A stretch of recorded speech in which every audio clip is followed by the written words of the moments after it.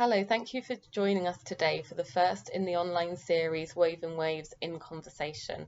Today we're going to be talking to nautical archaeologist and author of 1916, The Archaeology of a Naval Battlefield book, Dr. McCartney. He is an expert in the wrecks of the Battle of Jutland, and these appear in Katie Russell's current exhibition that is on at the Scottish Maritime Museum, Woven Waves, the Jutland Tapestries. The exhibition is on until the 1st of November in Irvine, and then it goes to Dumbarton on the 5th of December, and you can see it there until April 6th.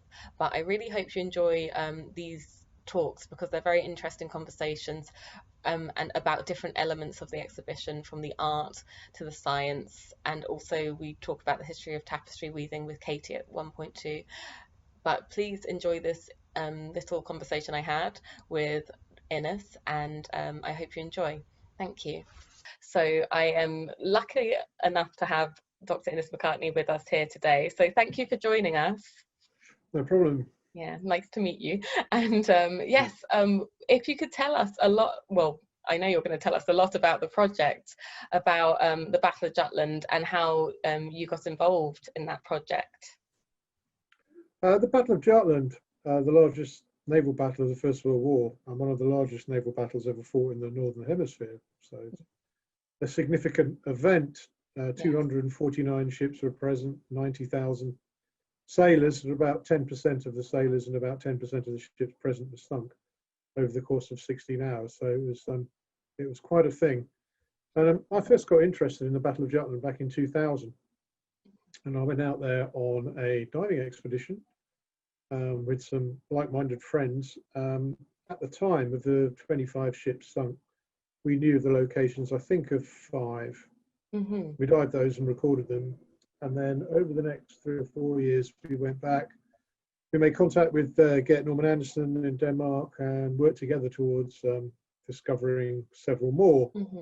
That was all done with video and diving, which can get you so far, but to really understand what was there, we needed at some point to employ high-grade geophysics, the form of multibeam, as it turned out.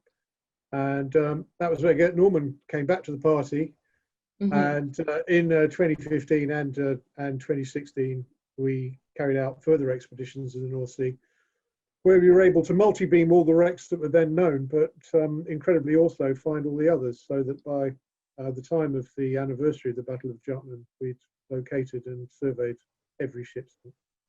That's amazing. So the that was in the centenary, so that was 2016 that you completed that.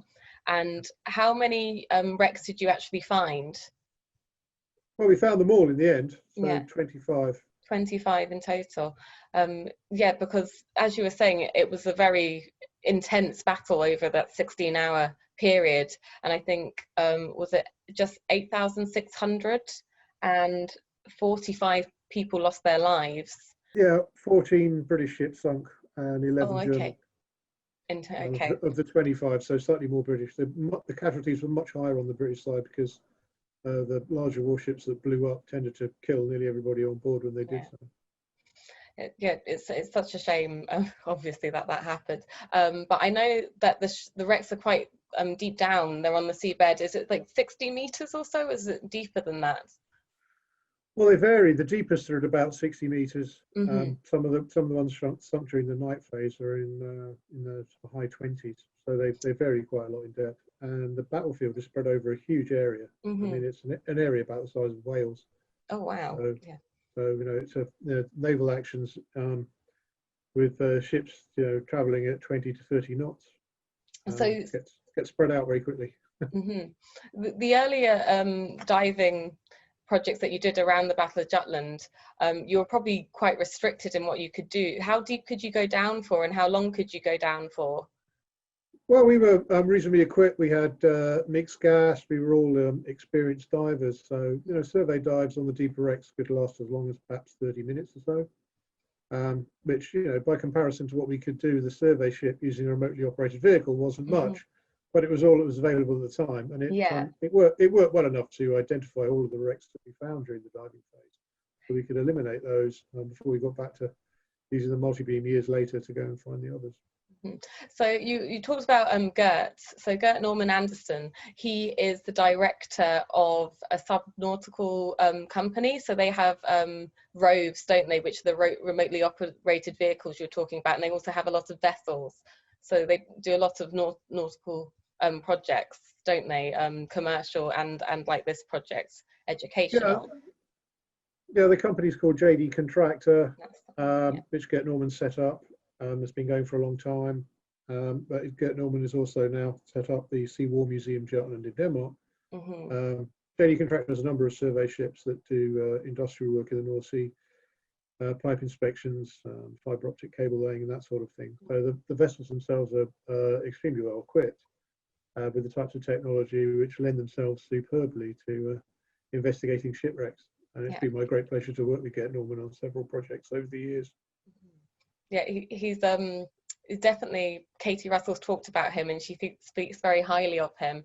And obviously, as you were saying, that you got to do the multi-beam scans, and they were quite different from what you could learn before from just diving.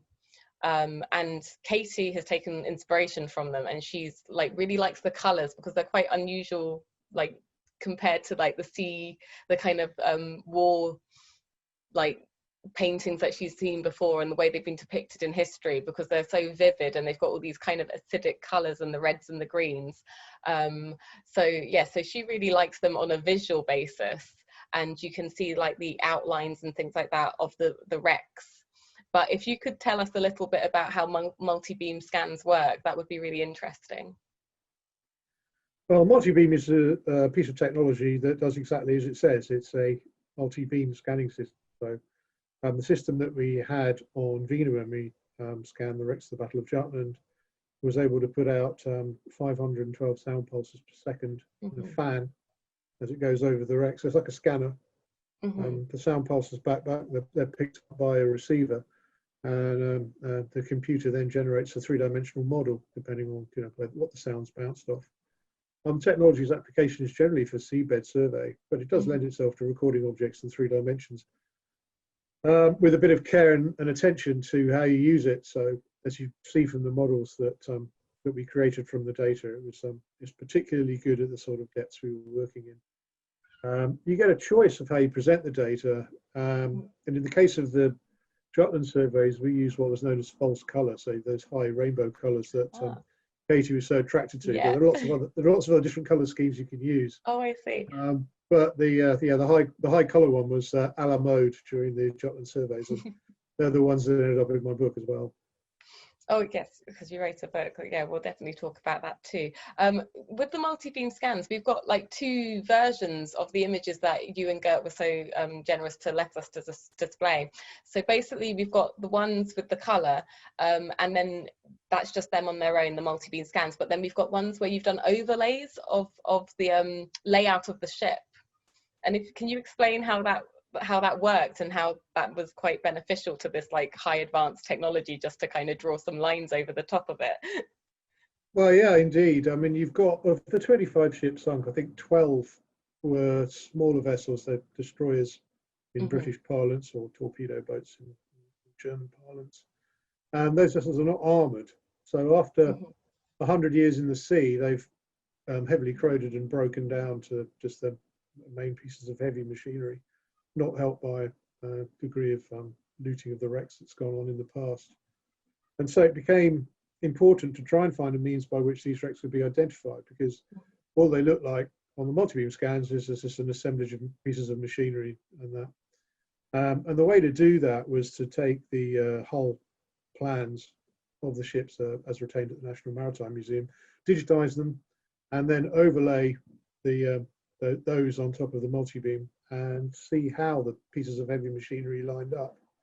And it was something I'd never done before. It was an experiment when I first tried it, but it worked in all cases, and it did actually allow us to get down to being able to identify every ship to its class, and then combining that with where they were and having a detailed timeline for where we'd expect the ships to be. We're able to identify every one using that methodology. Yeah, it's very effective, and I think it's really helpful for someone who's looking at the scans and just has no idea what the ship might have looked like to begin with.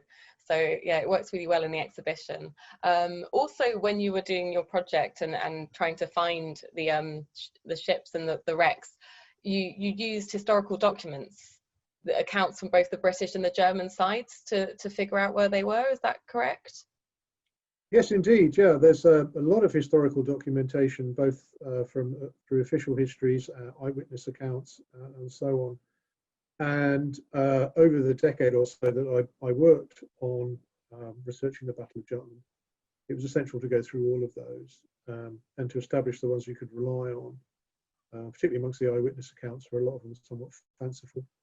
What generally happens with eyewitnesses is somebody sees something, and then by the time the ship gets back to harbour, the whole ship has seen it. Yeah. And you get this sort of collective memory developing in vessels, which quite often borders on folklore. And it was important to rule that out and try and get back to the few eyewitness accounts that were credible. And that took us an amount of time. But it also became important to go through the official documentation, which wasn't so much of a problem on the German side, which was relatively straightforward. On the British side, we'd have to be slightly selective on what to use, because there was a certain amount of should we call reputation covering going on by certain participants at the battle that perhaps didn't perform as well as the nation expected of them. No. But what we did find, and this was partly in consultation with Nick Jellicoe, Admiral Jellicoe's grandson, was a particular document called the Harper Record. Oh yes, is that John Ernest Harper? That's him, yeah, JD Harper, and Nick Jellicoe's family were in possession of a full set of the charts that he'd written for a publication called the Harper Report, which wasn't published. His publication was blocked in 1927 because it was too controversial and critical of some of the participants that were present. But the Harper Record turns out to be about as close to the truth as you can get about Jutland. It's very accurate. It was, yes. I mean, quite remarkably, the positions that are given in the Harper Record turned out to be very accurate and almost exactly the way we found the wrecks distributed across the North Sea. It was a piece of work that was carried out in 1921 by the Navigational School of the Royal Navy, and it was phenomenally accurate, surprisingly so, I think, for many. And so those charts were a major help in seeing how the wrecks were distributed, and got us a lot closer to identifying some of the smaller vessels as well. Fantastic. And as you were saying, you compiled all this information into a book. Yes, that was quite funny. Working with Gert Normann in 2015, there wasn't a great deal of time to get it written in time for it to be ready for the centenary, but I thought it was important to do it by that time.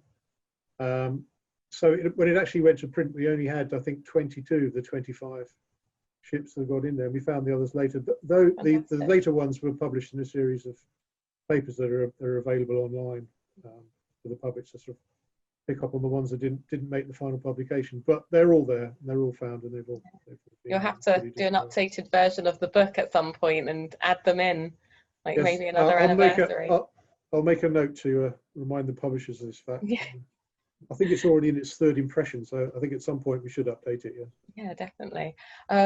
So, like, what are the actual physical challenges of going out to sea? Do you have to make sure that you're going out on like the calmest day ever in order to get the multi-beam scans correct? Are they quite temperamental, and how long does it take to process a multi-beam scan? Well, the multi-beam system, as a rule of thumb, it will work in pretty much most conditions, but the calmer the better. As it is with diving. There's a synonymous between the two. Once you get over about a force 5, then it starts to get tricky. So we were fortunate when we were doing the Jutland work to be able to go out when the weather looked good. So the ship would be there, and then Gert Normann would say, right, we've got a weather window coming in from the forecast. It's going to be next week. And then I would pack up everything, run to the airport and get on a plane and go over to Denmark and join the expeditions. But what it did mean is whenever we went out, we had very good conditions, and that helped inestimably with getting good survey data. the data itself, as it comes back in, sits in the computer, and it needs to be corrected for the effects of tide and the boat heaving about and the rest of that before a cloud of points comes out that me as an archaeologist can work on. So I would usually expect the data to be processed by JD Contractor. That would take somewhere in around about a month or so to get through it all, and then the refined point clouds would come to my office, where I would then work on them and develop the models that that you see in the book, and then carry out the analysis. The brilliant thing about multi-beam data is that it does allow you to see the entire shipwrecks in one go, something you cannot do with a ROV or with diving. No. And you get a much better understanding of what's there. To give you some example, I wrote a paper on HMS Defence that was sunk based on an ROV survey we did in 2003. And I was surprised. What does ROV stand for again? Sorry, I just want to remotely, make sure everyone knows. remotely operated vehicle. So it's a robot camera, effectively. Okay, and they just go down into the water for you. That's right, yeah. But with an ROV in conjunction with the multi-beam, we got a much more accurate appreciation of what was there than just using the ROV alone. Yeah, brilliant. And also on the sites that exploded, so if you took a wreck, say like the Queen Mary, that was spread over a very wide area, we were able to record that entire area with multi-beam, which is something you simply couldn't do in any other way. So it was the tool, the final tool that was really needed to open up the story of the shipwrecks of Jutland, investigate what was there, and allow me to finish the work that I've been on for about 10 years. Yeah, like that's a very long time. So how many different dives did you do over that? Was it a 10-year period or a 20-year period that you worked on this project? I started diving them in 2000. Okay. And we finished in 2016, so how long's that? 60 years. That's it. Jutland is sort of done now because we've found all the wrecks. We've moved on to other things. There was a lag. There's a period of about 8 years in the middle of that when there wasn't a lot going on. But even when that was happening, I'm still accumulating information, still doing background research, still finding things. I also read, oh, sorry to interrupt. I also read that when you went to assess the wrecks, that you noticed that parts of them were missing and they'd been plundered for parts. Is that a big issue in like the realm of nautical archaeology, people stealing things? Yeah, it is, yes. There are valuable metals in all steamships, but particularly so in military vessels because of the way they're built, the technologies and the like. And you know, in the past, it was certainly it didn't seem to matter that much. If you go back, you know, 50 years, 100 years, whatever, people would be able to go along and just help themselves to those metals. I mean, I think that attitude has sort of changed now. But wherever we went across all of the Jutland wrecks, we found evidence of the recovery of those materials. Most of it being the heavy stuff, the condensers and other pieces of machinery that are worth a lot of money. Oh, okay. And so they get picked up and they get melted down for profit. There's also been some recovery of artifacts by divers as well, but that's a much smaller problem than the wholesale recovery of metals from the wrecks, which in some cases have done extensive damage to them. Which is sad. And as an archaeologist, what you really want to do when you look at something that's sunk in a battle is try and work out how it sunk. Yes. I was reading one of your papers about that, the opening and closing sequences of the Battle of Jutland re-examined, and it was really fascinating to hear how you took the historical documents and the eyewitness accounts. And I think one of the ships on the British side, they thought it exploded in just one go, but you found out that it exploded in a series of explosions, like 2, and it split in half, but no one actually witnessed that. Oh yeah, that's right. Yeah, as I was saying, the salvage sometimes makes it difficult to pick out the battle damage from what's happened to it in the 100 years afterwards. Yeah. So you have to be a bit careful. But in the case of Indefatigable, it was relatively straightforward. There was a third of it missing from the survey that we carried out. The bit that we found in 2001 and dived was the bit that we surveyed in 2015. But it was when it was processing that data afterwards, up to the point that it was published in my book, where I speculated that we certainly didn't have all of the wreck, or if we did, it was buried underneath what was there. But I was always unhappy with that. So when we went back the following year, I said to Gert Normann, I said, I think we're missing part of Indefatigable. We really need to try and find it. So with the multi-beam sort of switched on into prospection mode, we very slowly mowed the lawn up and down, up and down, up and down. And after about 2.5 hours, we came across the stern section a long way further back. And it opened up a whole new way of looking at the way that that vessel was destroyed. And it pointed to something that had been documented archivally and had been well known, that the Germans had right at the beginning of the battle, with the benefit of light and a gunnery system that seemed to be able to get them onto target quicker, was actually hitting Indefatigable within about 4 minutes of opening fire. And at the Rangers involved, that is really quite extraordinary. Indefatigable was taken out as a fighting unit almost as soon as the battle started. Yeah, I think but because it was at the back of the British line, the rest of the British ships didn't realise what had happened to it. Yeah. And you know, I had to research a little bit about the Battle of Jutland. Katie did most of the work, but to be fair, but it's an expert. Katie is an expert on Jutland. She really is. But she was saying how like the battle wasn't even planned really. Like the German ships just came across the other ships, and then it all kicked off, and it's just. The Germans were not expecting to run into the entire British fleet. No. And so they got a bit of a shock. There's a moment when the British battle fleet opens fire, where basically the whole horizon, as far as you can see, just erupts in gunfire. And at that moment, one of the participants said, "We were in the Wurst Kessel.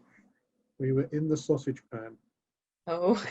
And they really were. And at that point, it was time to turn around and leave as quickly and in an orderly fashion, and which is what the Germans managed to do. And it's testament to the German fleet that when they found themselves with their T crossed, being heavily outnumbered, that they were able to extricate themselves from a situation which many would have considered to have been pretty much fatal. Yeah. So you must be very pleased that you've completed this project. Do you feel like if multi-beam scans and that technology didn't exist, that this would have been going on for a long time, and you would have still focused your efforts on finding all the wrecks without multi-beam scans? I think it's having been around the discovery and survey of shipwrecks of the industrial era now for more than 3 decades. The one thing I would say is I've been lucky to have been born in the time where I am. I suppose everybody says that, but in this case, it's because diving technology came a long way in the 1990s, particularly the use of mixed gas and the rest, which allowed us to go places where nobody'd been before.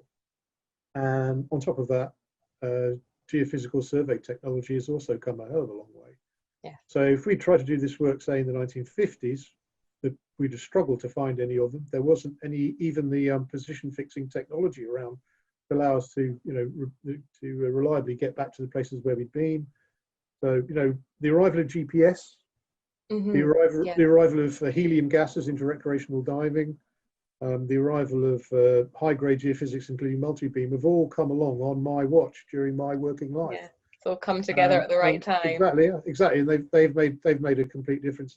I've likened this with my fellow divers, and I think to a lot of archaeologists that I know, that we are living in a golden period, a period where there is so much that can be found, where we have the capabilities and we have the technologies to do that. But I think equally, and just as importantly, the shipwrecks are still in the sort of condition where using that technology, we can identify them. If we leave it another 50, 60 years, so many of the wrecks, particularly from the First World War, will be collapsed on the seabed, and they will start to bury and disappear. And the opportunity to find them and identify which ones they are will be lost. So we're living in an important period where there's this crossover between the wrecks being extant and the technology being good enough to do the work. And it's really incumbent on our generation of archaeologists to do this over the next 20, 30 years. Great. No, It's a really interesting exhibition. It's definitely made me want to read your book from the start to finish rather than picking bits out for this interview. But like a lot of people who come to the museum are young. What would you say to someone who would want to get into this field of nautical marine archaeology? Where would you begin if you were a young person? Well, if you're a young person, if you want to get into maritime archaeology, you've come along just at the right time. We've got all the technologies and we've got the capabilities to do all this work, and we've got all the knowledge. The digital revolution is making it so much easier to access archival documentation, be it things that are in museums and libraries or ships' plans. And then you have the electronic media and multibeam and the rest. So all these fantastic technologies are there. And what I would say to anyone that's inspired by this of any age is pick up a book, look inside, and if you find what is in there exciting, then pursue a line of inquiry and perhaps even a career in maritime archaeology. It's a fascinating subject, and right now there is so much out there we can do. Oh, brilliant. Well, thank you so much for speaking to us today. It's been really, really interesting, and I'm really glad that we're going to get to talk to you and get the science side of things really from the exhibition, and then we're going to also talk to Katie and find out a bit about tapestry weaving and how she was inspired by the Battle of Jutland in our second 2 interviews later this month.